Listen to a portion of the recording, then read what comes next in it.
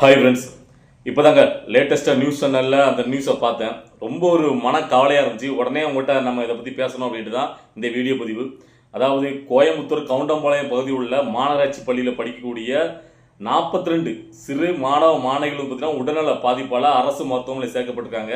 என்ன காரணம் கேட்டிங்கன்னா, அவங்க சாப்பிட்ட சாப்பாட்டில் பள்ளி வந்ததாக சொல்லப்படுது. ஃபர்ஸ்ட் அந்த குழந்தைகள் நல்ல உடல் ஆரோக்கியத்துடன் மீண்டு வரணும் அப்படின்ட்டு நான் கடவுளை கேட்டுக்கிறேன்.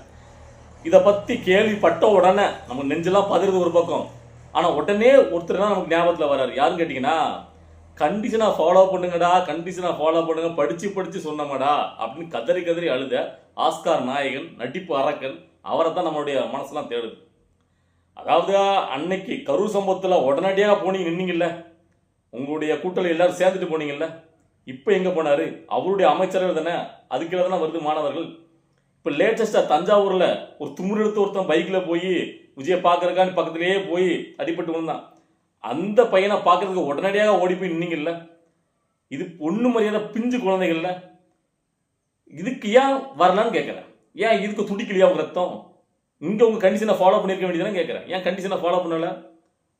அதாவது எப்பவும் நான் கேட்குறேன், எந்த ஒரு மாணவர்கள் பாதிப்பு ஏற்படுறதில்ல, எல்லாமே இந்த அரசாங்க பள்ளிகள் அரசாங்கத்தில் அதுலேயே நடக்குதே. ஏன் மற்ற இடங்களில் எங்கேயுமே இதுமாதிரி நம்ம கேள்விப்படுறது இல்லையே? அதாவது இந்த பள்ளி வந்து சாப்பிட்ட குழந்தைகளுக்கு வாந்தி மயக்கம் இது வந்து பார்த்தீங்கன்னா, நீங்கள் நல்லா பாருங்கள், இந்த கவர்மெண்ட் ஸ்கூலில் படிக்கிற மாநகராட்சி பள்ளியில் படிக்கிற பிள்ளைங்களுக்கு தான் நம்ம இதே மாதிரி நியூஸ் அடிக்கடி கேள்விப்பட்டிருப்போம். அதாவது பிரைவேட் ஸ்கூலில் வீட்டிலேருந்து எடுத்து போகிறாங்க, அதை விடுங்க. நான் கேட்குறது, இப்போ நீங்கள் ஒரு அரசியல்வாதிகளுடைய ஒரு மாநாடு நடத்துறீங்க, ஒரு எதாவது நடத்துறீங்க பாருங்கள், அங்கேயும் இப்போ நிறைய பேரை பணத்தை கொடுத்து கூட்டு பெரிய கூட்டத்துக்கு சாப்பாடு போடுவாங்க. ஆனால் அங்கெல்லாம் இந்த மாதிரி எதுவுமே நம்ம கேள்விப்பட்டிருக்க மாட்டோம். ஸோ ஏன்னு கேட்டிங்கன்னா, ரொம்ப தரமாக அங்கே தயாரித்து கொடுக்குறாங்க. ஆனால் இங்கே கவர்மெண்ட் நடத்தக்கூடாது. கவர்மெண்ட் இது எவ்வளோக்குள்ள முன்னுரிமை கொடுக்கணும். நீங்கள் இங்கே எந்த மாதிரியான கண்டிஷனாக ஃபாலோ பண்ணியிருக்கணும். மாணவர்கள் எல்லாம் பச்சில குழந்தைகள் அவங்க சாப்பிட்ற சாப்பாட்டில், அதாவது பள்ளி விழுந்து இது வந்து பார்த்தீங்கன்னா ஒரு விபத்து தான், இல்லைன்னு நான் சொல்கிறேன். ஆனால் நீங்கள் காட்டுற அந்த அஜாக்கிரதையை நான் சொல்கிறேன், அவ்வளோ கேர்லெஸ்ஸு. அப்போ ஒவ்வொரு குழந்தையோட உயிர் முக்கியம் இல்லை, எவ்வளோக்குள்ள முக்கியத்துவம் கொடுக்கணும். அது எப்படிங்க அரசாங்க பள்ளிக்கூடத்தில் படிச்சுட்டு இருக்க போகும்போது மாணவர்களுக்கு மேலே இருக்கிற அந்த காங்கிரீட்டை உடஞ்சி தலையில் விடும். அரசாங்க பள்ளியில் படிக்கிற மாணவர்கள் சாப்பிடும்போது வாந்தி மயக்கம் ஏற்படும், பள்ளி வந்துடும். ஸோ இந்த மாதிரி கேர்லெஸ்ஸான இது. அப்போது அரசாங்கம் என்ன தான் பண்ணுது? ஏன் ஒரு தரமான ஒரு கட்டிடத்தை உங்களால் கட்டி கொடுக்க முடியாதா? தரமான சாப்பாடு உங்களால் போட முடியாதா? ஏன் அவ்வளோக்குள்ள கேர்லெஸ்ஸாக இருக்கீங்க? இதுக்கு பயிர் சொல்லுங்க கல்வித்துறை அமைச்சர். நீங்கள் மற்றதுக்கெல்லாம் மட்டும் ஓடோடி முதலாக போய் நிற்கீங்களே, இங்கே நீங்கள் தான் முதலாக வந்திருக்கணும். ஏன் போகலை?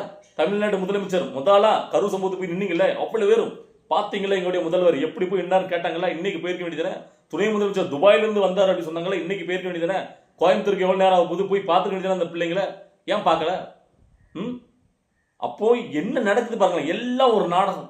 மக்கள் தெளிவாக புரிஞ்சுக்கிடணும். அதாவது இங்கே இதை தான் நம்ம எதிர்த்துட்டு இருக்கோம் திரும்ப திரும்ப. தப்பு எங்கே நடந்தாலும் தப்பு யாரு பண்ணாலும் தப்புன்னு கேட்கணும். அது என்னங்க, நான் கேட்குறேன், சூப்பர் ஸ்டார் ரஜினிகாந்த் அவர்களை அன்னைக்கு கரூர் சம்பவத்துக்கு நீங்கள் ட்விட்டே போடாத ஆள், அன்னைக்கு மொத்த ஆளாக வந்து ட்வீட் பண்ணிட்டீங்களே, எனக்கு அப்படி நெஞ்சு பதறுது ஐயோ அப்படின்ட்டு. இன்னைக்கு எல்லா பச்சில குழந்தைங்க தானே கேளுங்க, போட வேண்டியதானே. நியாயமாக நான் கேட்கறது புரியுதா இல்லையா? சூப்பர் ஸ்டார் ரஜினிகாந்த் அவர்கள் இன்னைக்கு ஒரு 15 ட்வீட் போட்டுக்க வேண்டியதானே. ஏன் சத்யராஜ் அப்படி வச்சார்ல, நீ போட்டுக்க வேண்டியதானே ட்வீட்டு? நான் தெரியாமல் இருக்கிறேன். அதாவது இங்கே இந்த குழந்தைகள் மூஞ்ச போகும்போது இல்லை பச்சில குழந்தைகளுக்கு அதெல்லாம் பார்க்கறதுக்கு உங்களுக்கு தெரியலையா? அது குழந்தைகளை பாருங்க, நல்ல வேலைக்கு அவங்க வந்து சிறு உடல்நிலை பாதிப்பாக இருக்கலாம்னு நினைக்கிறேன். எனக்கு பெருசாக பாதிப்பு கூட அவங்க திரும்பி வரணும். இல்லை மேஜர் ஏதாவது ஒன்று ஆயிடுச்சு அவங்க கேர்லெஸ்னால. என்ன பண்ண போறீங்க? இல்லை கேட்குறேன். இதுக்கு தொடர்ந்து இந்த மாதிரி அரசாங்க பள்ளிகளை படிக்கக்கூடிய மாணவிகள் தான் எப்போ பார்த்தாலும் அந்த பிரச்சனை. ஆனால் எதுவுமே தரம் கிடையாது. பேருக்கு இவங்க அடிக்கிற கொள்ளையெல்லாம் எங்கெல்லாம செலவு பண்ணுவாங்க. இவங்களுடைய சமாதிகளை பாருங்களேன். இப்போ இந்த ஆட்சியில் மாறி திராவிட கட்சியில் ஆண்டுருக்காங்கல்ல, நீங்கள் மெரினாக்கு போங்க, பாலிசை தரன்னு போட்டு ஒரு சின்ன அழுக்கு இல்லாமல் அவ்வளோக்குள்ள மெயின்டெனன்ஸ் அப்படி பண்ணிச்சிருப்பாங்க. ஆனால் கவர்மெண்ட் ஸ்கூலில் பாருங்க, அந்த கக்கூஸ் பாத்ரூமை பாருங்க, அந்த பிள்ளைங்க உட்காந்து படிக்கிற ஒரு ஃபேன் இருக்காது, கட்டிட இடி தலையில் விடும், சாப்பாட்டில் பள்ளி விடும், அவ்வளோ கேர்லெஸ். இதனாலயா நம்ம இதை எதிர்த்து நிற்கும். இதை எதிர்த்து மாற்றமாக வரக்கூடிய இந்த மாதிரி ஒரு திட்டங்களை அறிவிங்க. கவர்மெண்ட் ஸ்கூல் தரமாக கட்டுவோம், நல்ல பிள்ளைங்களுக்கு தரமான சாப்பிட ஒரு கேர்ஃபுல்லாக ஒரு அதில் கூட ஒரு கண்டிஷனை ஃபாலோ பண்ணி நீங்கள் வந்து சூப்பர்வைசர் சரியாக பண்ணலை. இதுக்கு என்ன காரணம்? சாப்பாடு தயார் பண்ணும்போது சரியான முறையில் அதை வந்து கேர்ஃபுல்லாக கவனித்து. இப்போ நம்ம வீட்டில் ஒரு சாப்பாடு செய்யும்போது எவ்வளோக்குள்ள கேர்ஃபுல்லாக கவனிக்கும், அதே மாதிரி தான் பிள்ளைங்களுக்கு பொதுவாக சமைக்கும் போதும். அப்போ அவங்களுக்கு அந்த ஒரு அவங்களுக்கு ஒரு தனி ஒரு பயம் அது எல்லாமே இருக்கணும். நம்ம கரெக்டாக சமைக்கணும், எந்த இது கேர்லெஸ்ஸாக இருக்கக்கூடாது, அந்த இடம் சுத்தபத்தமாக இருக்கணும் அப்படின்னு அவங்க வந்து சமைக்கிறவங்களுக்கு மேலே இருக்கிறவங்க சத்துணவுக்கு தனியாக ஒரு அமைப்பில் இருப்பாங்க, அவங்க கவனிக்கணும். அவங்களுக்கு மேலே இருக்கிறவங்க அவங்கள கவனிக்கணும். ஸோ அப்படி கரெக்டான ஒரு இதில் இருக்கணும். ஸோ அப்போ அவங்கள மட்டும் குறை சொல்ல முடியாது. அரசாங்கம் அந்த இடங்கள்ல சரியான முறையில் ஒரு தரமான ஒரு கட்டிடமாக கட்டி கொடுக்கணும். ஸோ பொது வெளியில் உட்காந்து சமைக்க வைக்கிறது இடம், ஸோ இந்த மாதிரி இருக்கக்கூடாது. இதெல்லாம் நம்ம சீரமைக்கணும். இந்த மாதிரி அரசாங்கம் மாறணும் தான் நம்ம வந்து பார்த்தீங்கன்னா எதிர்நோக்கிறோம். ஸோ இதில் நான் இன்னொரு முக்கியமான விஷயத்தையும் பேசணும்னு நினைக்கிறேன். அதாவது நம்ம பெண்களை எப்பவுமே பார்த்தீங்கன்னா விமர்சனம் பண்ணுறது கிடையாது.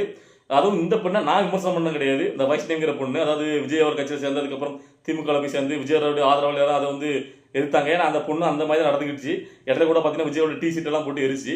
சரியா, நம்ம அதை எப்பவுமே பெண்களை விமர்சிக்கிறதெல்லாம் சரி, அதை விட்டாச்சு. ஆனால் இன்னைக்கு அந்த பெண்ணுடைய ஒரு ட்விட் ஒன்று எல்லாருமே ஷேர் பண்ணி நான் பார்த்தேன்.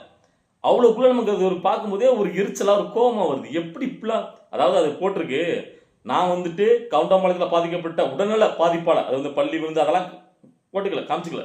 சரி, அவங்களுடைய ஆட்சியில் இருக்கு, அவங்க கட்சியில் உள்ள பொண்ணுங்கிறனால உடல்நல பாதிப்படைந்த அந்த சிறுவரில் போயிட்டு நான் அந்த ஹாஸ்பிட்டலில் போய் பார்த்தேன். ஊசினாதான் பயம் அக்கா, மற்றபடி நாங்கள் ஜாலியாக இருக்கோம் அப்படின்னு அந்த குழந்தைகள் சொன்னதாக அந்த பொண்ணு ட்விட்டரில் போடுது. ஏமா இதெல்லாம் உனக்கு கொஞ்சமாவது ஒரு, எனக்கு என்ன சொல்லன்னு தெரியல. ஏமா இப்படி இருக்கீங்க இல்லை கேட்குறேன். அந்த குழந்தைகள்லாம் ஜாலியாக இருக்காங்க, என்ன உனக்கு சொன்னாங்க ஏமா நாங்கள் ஜாலியாக இருக்கோம் அப்படின்ட்டு. பெத்தவங்க பதறிட்டு இருக்கான். அந்த வீடியோலாம் வந்துட்டு இருக்கு. பயங்கர டென்ஷன் ஆகுது. இதே உன் வீட்டில் உள்ள பிள்ளை இப்படி ஆஸ்பத்திரி தான். உங்கள் வீட்டு பிள்ளைலாம் கவர்மெண்ட் ஸ்கூலில் படிக்காது, அதனால மெதப்பில் பேசுறீங்களா? நீங்க எந்த கட்சியை சேர்ந்தவங்களானா இருங்க, யாரா வேணா யாருக்கு வேணா சப்போர்ட் பண்ணிட்டு போங்க, அதெல்லாம் கேட்கல. ஆனா பொதுவா ஒரு ஒரு கவர்மெண்ட் ஸ்கூல்ல ஒரு குழந்தைகள் இவ்வளவுக்குள்ள பாதிப்படைஞ்சிருக்கும் போது நீங்க அங்க போய் பார்க்கறது நல்ல விஷயம், பாருங்க, ஆதரவு தருங்க. ஆனா அதை வந்து நீங்க எப்படி வெளிப்படுத்திக்க ஒன்று இருக்குல்ல, உடல்நல பாதிப்பான்னு போட்டு அதை மடமா, சரி ஓகே, அதை கூட நீங்க பண்ணுங்க. ஆனா அது என்ன குழந்தைகள் ஜாலியா இருக்காங்களா, இது ஒரு பிரச்சனை நார்மலைஸ் பண்றது. ஏதாவது அந்த குழந்தைகளை, ஒரு குழந்தைக்கு ஏதாவது ஒன்று ஆயிப்போச்சு, அப்ப எப்படி பேசுவீங்க இல்லை கேட்கிறேன். ஸோ கரூர் சம்பவத்துக்கு அம்மா தூக்கிட்டு வந்தீங்கல்ல, அது வந்து விஜய் தான் தவறு, விஜய் தான். அதாவது அது எல்லாருக்குமே அது மேலே வந்து பார்த்தீங்கன்னா தவறு இருக்கு. அதாவது பார்த்தீங்கன்னா அரசாங்கத்தின் மேலே தவறு இருக்கு, விஜய் அவர்கள் மேலே அங்கே போனவங்களே மேலே தவறு தான். அவ்வளோ கூட்டத்தில் போய் பார்க்கணும்னா அதுவே தவறு தான், சரியா? ஆனால் எல்லாரும் ஒட்டுமொத்தமாக விஜயில் காணல் பண்ணாங்க. எதிராளி உள்ளவங்க எவ்வளோ பேர், அதாவது சமூக ஊடகத்தில் பொங்குறவங்க அப்படி இப்படின்னு. ஸோ இப்போ இந்த மாதிரி ஒரு பாதிப்படையும் போது அதே மாதிரி பொங்கணும்ல, ஏன் பொங்கலை?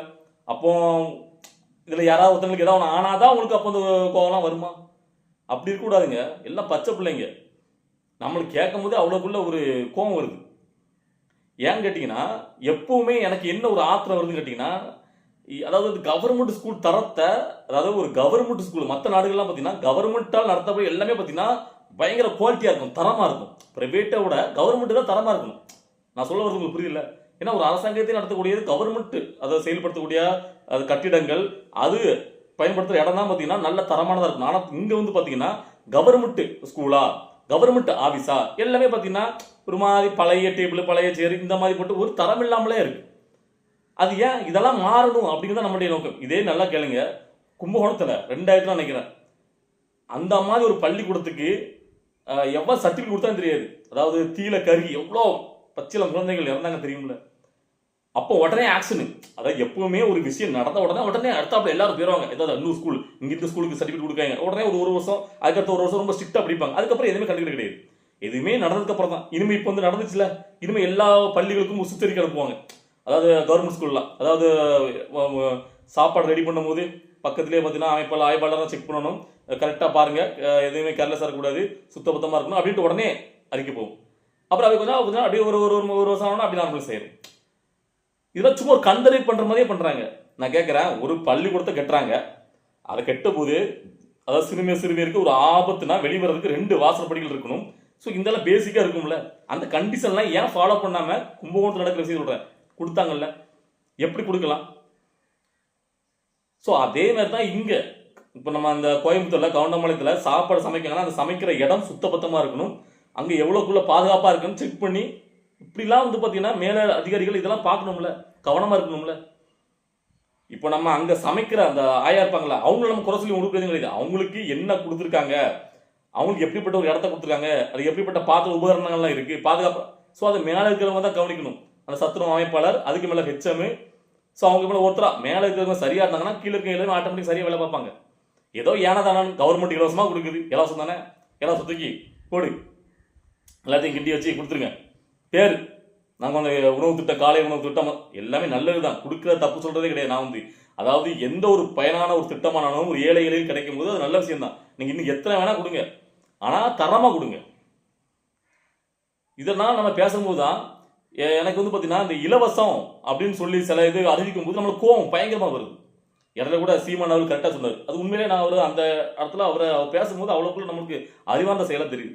என்ன கேட்டிங்கன்னா, இலவசம் கொடுக்கும்போது அதுக்கு மதிப்பே இருக்காது, அதோட தரமே குறைஞ்சி போயிடும்.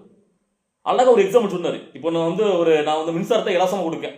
நீ பார்க்குற தங்கச்சி தம்பிமார்கள், நீ வந்து பார்த்தா வீட்டில் டிவி பார்க்க ஃபேனை போடுற, நீ அதை அணைச்சிட்டு போவியா வெளியில் போகும்போது, இல்லை அப்படியே எதாச்சும் விட்டுட்டு போவியா?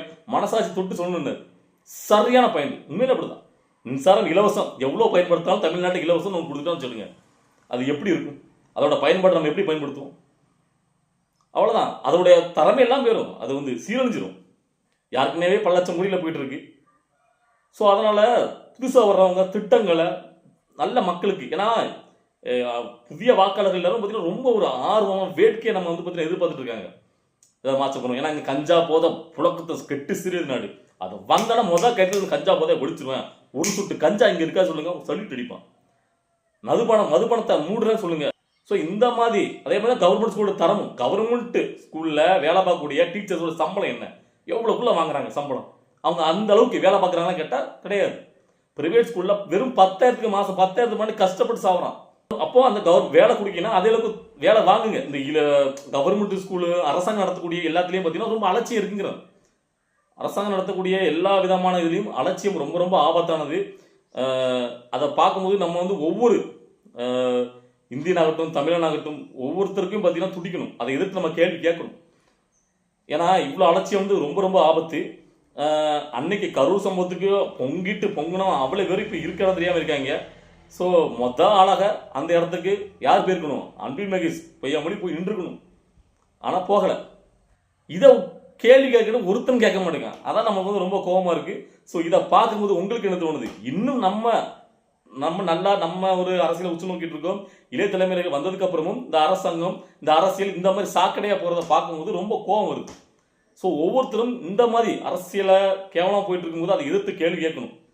அது யார் இதுக்கு முன்னாடி ஆண்டவங்களும் கேள்வி கேட்குற மாதிரி இருந்தால் வர்றவங்களையா சரியாக இருக்கணும்னா அவங்களையும் நம்ம வந்து பார்த்தீங்கன்னா நம்மளுடைய எதிர்பார்ப்புகள் என்ன, உங்களுக்கு இந்த மாதிரி இருக்கணும் இந்த மாதிரி அப்படின்ட்டு நாம் கேள்வி கேட்க தான் அவங்களும் யோசிப்பாங்க. இந்த மாதிரி நம்ம தரத்தை இது கொடுக்கணும், இதுக்கு முன்னுரிமை கொடுக்கணும் அப்படின்ட்டு. இலவசம் மட்டும் வேண்டாம், 2,500 வேண்டாம், இங்கே 15,000 வேண்டாம், எதுக்குன்னு கேட்குறேன். ஸோ எவ்வளோ மாற்ற வேண்டியிருக்கு. நான் இதெல்லாம் பண்ண வேண்டாம்னு சொல்லலை, இதெல்லாம் பண்ணுங்க. ஆனால் அங்கே மாற்ற வேண்டியதே ஏகப்பட்டது இருக்கு. இன்னும் ஓகே தரமே இல்லாமல் இருக்குங்க. இன்னும் கவர்மெண்ட் ஸ்கூலோட கட்டிடலாம் பேசுறதுன்னு இதுக்குள்ளே போயிட்டு நம்ம பேசிட்டே இருக்கலாம். ஸோ மாற்ற வேண்டியது நிறைய இருக்கு. ஸோ அதெல்லாம் மாற்றுங்க, அதுக்கப்புறம் இதுக்கெல்லாம் நீங்கள் செலவு பண்ணலாம் அப்படிங்கிறது என்னுடைய கருத்து. ஸோ இந்த வகையில் இன்னைக்கு இந்த சம்பவத்தை பார்க்கும்போது உங்களுக்கு எப்படி தோணுச்சு? நீங்கள் யாரெல்லாம் நாக்க பிடுங்குற மாதிரி கேட்கணும்னு நினச்சிங்களோ அவங்களெல்லாம் இந்த கமெண்ட்டில் கேட்டுப்பாங்க. ஓகேவா? நம்ம நாளைக்கு வேறு வீடியோவில் பார்க்கலாம். பாய்.